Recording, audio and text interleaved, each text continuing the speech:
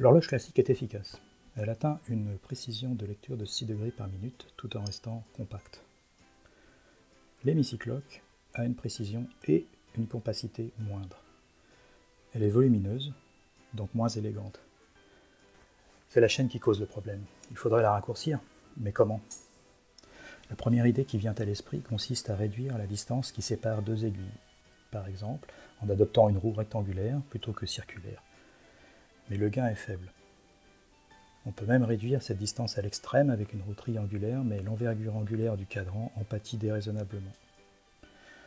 On pourrait ne garder que deux aiguilles sans chiffres et attacher les chiffres des heures à une chaîne moins précise, mais on gagne peu.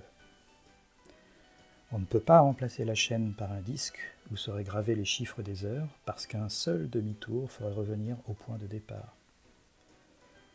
Cependant, rien n'interdit de séparer les chiffres d'un angle θ différent des 30 degrés de l'horloge classique. Il faut juste revenir au point de départ en 12 coups. Donc 12 fois θ doit valoir 0 modulo 360. Il existe trois valeurs possibles, 150, 210 et 330 degrés. Le plus beau cadran sera celui qui dépasse un peu 180 degrés, donc 210 s'impose. Il n'y a plus qu'à disposer les chiffres convenablement.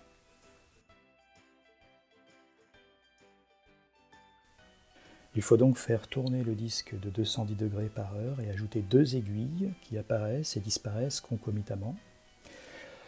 En une heure, l'aiguille visible doit parcourir un angle de 210 degrés et dans le même temps, une autre aiguille doit couvrir, dans l'ombre, un angle de 150 degrés pour être prête à faire son entrée pile à l'heure suivante. Il existe plusieurs solutions pour obtenir ce mouvement, mais celle qui présente le moins de défauts d'alignement utilise une chaîne, mais cette fois beaucoup plus courte. Elle doit faire 2 fois 210 degrés autour de la roue, donc 1,17 fois la circonférence de la roue. C'est 5 fois mieux que l'hémicycloque précédente.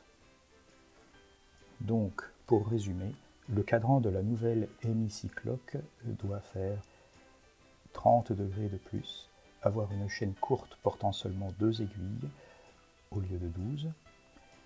Les chiffres des heures ne seront pas inscrits sur les aiguilles, mais sur un disque qui tournera à la même vitesse angulaire que les aiguilles.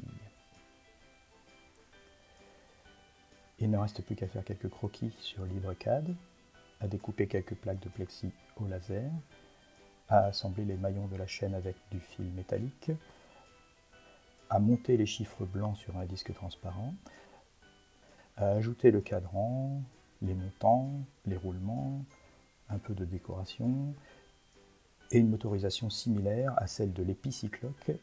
Et voici l'Hémicycloque 2023. Mécanisme simple, lecture immédiate, lisibilité maximale, on touche au but.